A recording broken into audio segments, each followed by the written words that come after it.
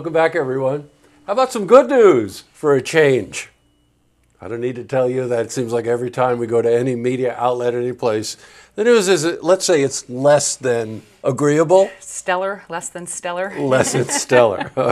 Well, this is really good news. And my guest, who you probably recognize, is our Commissioner of Finance in Saratoga. This is Michele Madigan, a frequent guest here on Look Media. Welcome, Michele. Thanks for having me here again today, Jesse. Nice You're to be welcome. here. It's nice to have you here. The reason I said it was good news is that it's not every day that you read that the city or municipality, for that matter, or any form of government saves you $1.3 million. So when Dana and I looked at it, I said to her, you get Michele in here. Let's find out what's behind this. So we're not particularly good at accounting here, but the overall gist that I got was that every once in a while you take a look at all the finances and you take a look at what the city owes and different bonds and things like that, and you recognize there may be an opportunity to save some money. And I think that's what happened here, right? That's exactly what happened here. So this is our second time doing that. We basically take a look at what we have outstanding in terms of capital funding, and we decided interest rates still looked pretty good. So we took a look at some of our old bonds, and we went out to refinance, and we got a really good interest rate, a really good return on our refunding, saving the taxpayers $1.3 million. On about 3-4 years worth of GO bonds.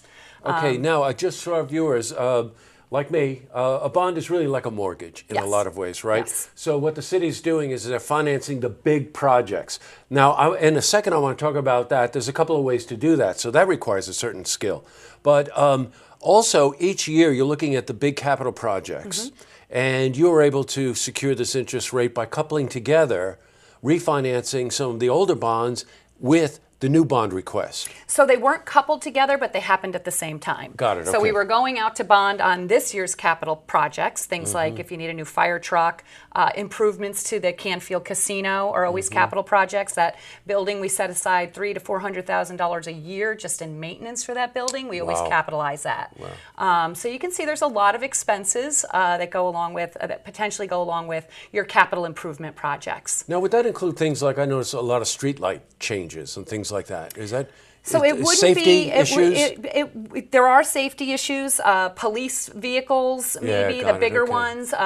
Street sweepers, snow plows. Oh my God! Water and sewer infrastructure projects can be capitalized.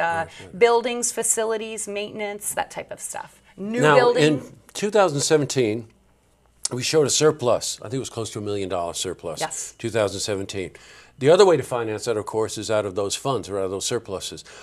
How do you and the rest of the team determine what you will spend money for and what you capitalize? So that's a good question. We have a capital budget program. It's a 6-year program. Members of the staff, basically deputies and commissioners and other key people at City Hall, meet regularly to discuss what capital improvement projects will be included in the upcoming budget year.